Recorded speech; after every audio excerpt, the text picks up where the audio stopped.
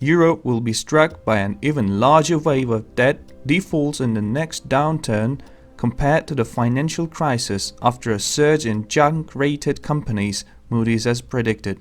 The credit ratings agency warned that the proportion of B3 rated companies, those graded as speculative quality, has doubled in Europe over just 3 years.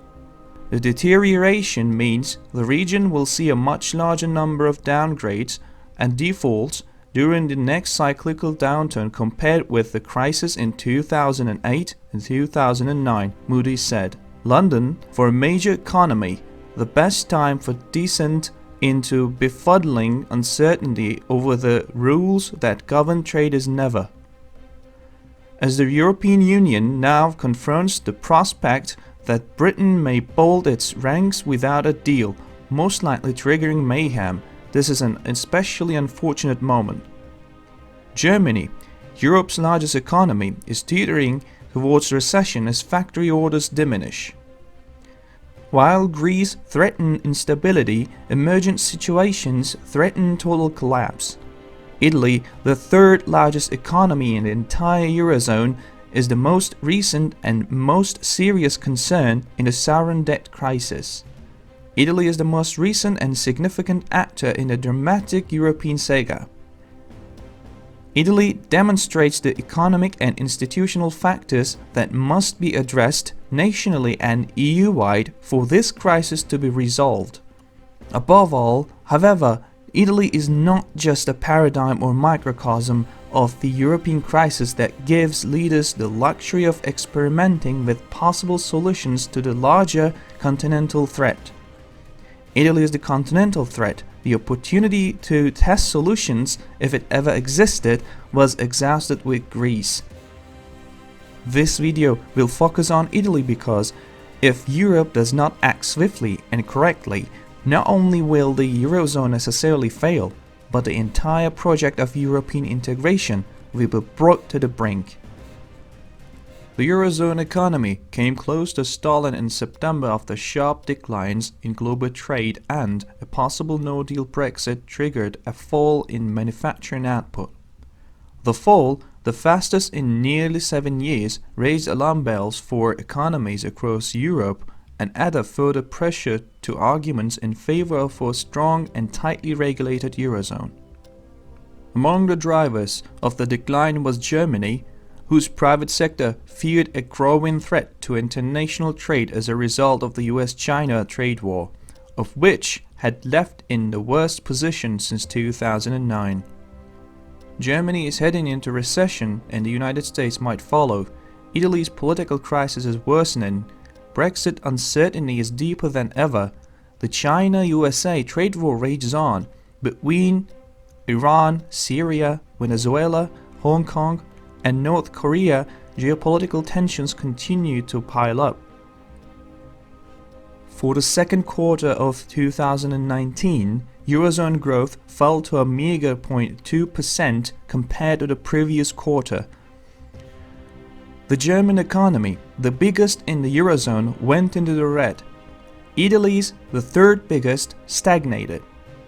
The UK, second largest economy of the EU, also saw a 0.2% drop in its GDP, and so far nothing suggests that the situation will improve in the third quarter. On the contrary, Germany is due to enter recession officially.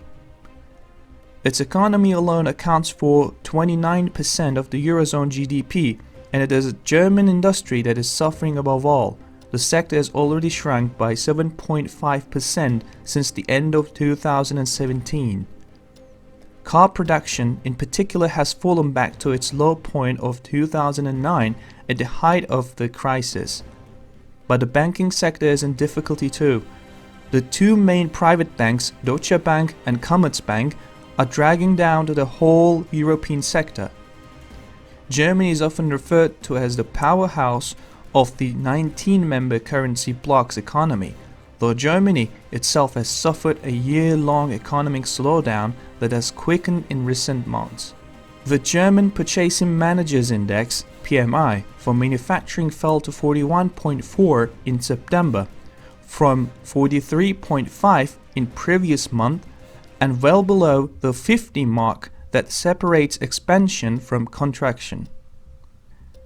The Institute for the World Economy has forecast Germany's GDP could further contract by 0.3% from July to September, its worst figures in 6 years.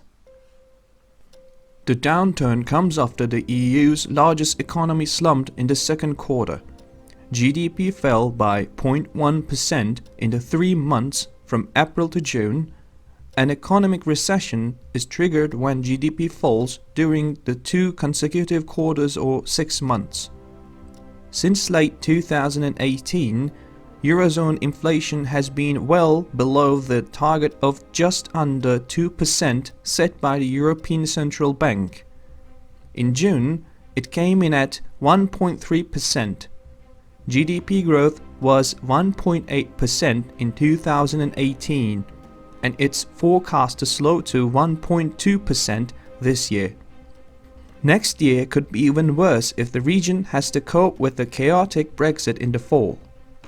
Interest rates remain at historic lows. European Central Bank President Mario Draghi will step down in October without hiking them once during his 8-year tenure. Some analysts predict the bank could actually cut rates in September. In investigating the source of this listlessness, the region's uneven recovery from the global financial crisis looms large. Unemployment for the European Union peaked at 26.5 million in 2013 and has since dropped to roughly 15.7 million, below pre-crisis levels. But this isn't the case in places like northwestern Spain, southern Italy and Greece, which still has the highest unemployment rate in Europe. With increasing fear of excessive sovereign debt, lenders demanded higher interest rates from Eurozone states in 2010, with high debt and deficit levels making it harder for these countries to finance their budget deficits when they were faced with overall low economic growth. Some affected countries raised taxes and slashed expenditures to combat the crisis, which contributed to social upset within their borders and a crisis of confidence in leadership, particularly in Greece. Several of these countries, including Greece, Portugal, and Ireland, had their sovereign debt downgraded to junk status by international credit rating agencies during this crisis, worsening investor fears. There were no penalties for countries that violated the debt-to-GDP ratio set by the EU's funding Maastricht criteria. This is because France and Germany also were spending above the limit, and it will be hypocritical to sanction others until they got their own houses in order. There were no teeth in any sanctions except expulsion from the Eurozone, a harsh penalty which will weaken the power of the euro itself. The EU wanted to strengthen the euro's power. A 2012 report for the United States Congress stated the Eurozone debt crisis began in late 2009 when a new Greek government revealed that previous governments had been misreporting government budget data. Higher than expected deficit levels eroded investor confidence, causing bond spreads to rise to unsustainable levels. Fears quickly spread that the fiscal positions and debt levels of a number of Eurozone countries were unsustainable. Eurozone countries benefited from the euro's power. They enjoyed the low interest rates and increased investment capital.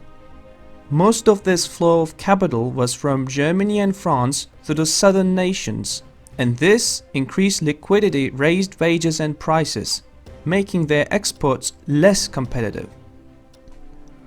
Countries using the euro couldn't do what most countries do to cool inflation, raise interest rates, or print less currency. During the recession, tax revenues fell, but public spending rose to pay for unemployment and other benefits. European integration had been a fragile project from the beginning. Unlike the United States, the EU was linguistically fragmented, with many countries of history of political conflicts. Voters in France and the Netherlands rejected an EU draft constitution in 2005, and the United Kingdom was too skeptical to even join the Eurozone. Without full buy-in from important members like France and the United Kingdom, the EU was never capable of approaching the kind of national unity found in the United States. Thus, it stumbled along as something halfway between a country and a free trade zone until a crisis inevitably came. Europe's banks will have to raise up to 400 billion euro of fresh capital or slash lending to meet the draconian demands of Basel III regulations, risking an investment crunch across the region and a second decade of economic stagnation. An expert report for the European Banking Federation and United Kingdom Finance warns that the rigid, dysfunctional rules could shrink total bank lending by 2.9 trillion euro and slash economic growth by 0.5 PC a year over the next decade, leaving the weaker economies with no safety margin against repeated recessions. The short-run shock could be even worse. Debt rating agencies like Standard & Poor's and Moody's wanted the European Central Bank to step up and guarantee all Eurozone members' debts, but Germany, the EU leader, opposed such a move without assurances. It required debtor countries to install the austerity measures needed to put their fiscal houses in order.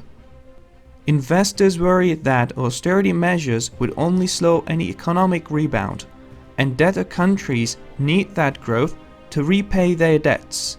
The austerity measures are needed in the long run, but are harmful in the short. Most of the idea, comment, information, and criticism containing in these videos have been created by Daily News Report. Before making any important investment decision, use the information contained in these videos as a starting point for conducting your own research. If you make any investment or legal decision, it is advised to consult an expert before making this decision.